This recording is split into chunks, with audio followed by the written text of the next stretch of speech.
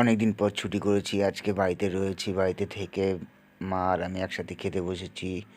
আমি এখন এই খেতে বসলাম, হাতটা ধুয়ে নিলাম একটু জল দিয়ে ধুয়ে এবার ভাতে হাত দিচ্ছি। অনেক দিন পরে মার সাথে একসাথে বসে খাচ্ছি আমরা দুজন, খুব ভালো লাগছে।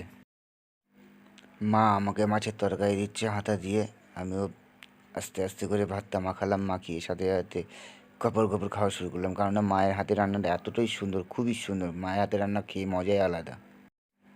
মা আমাকে মাছের তরকারি দিয়ে, মা নিজে মাছ ভাজা দিয়ে ভাত খাচ্ছিল, ভাত খাচ্ছে। কিন্তু খুব একটু কষ্ট হচ্ছে, যেহেতু কাটা কাটা মাছ তো। আজকে ছিল হচ্ছে ঢেলা মাছ।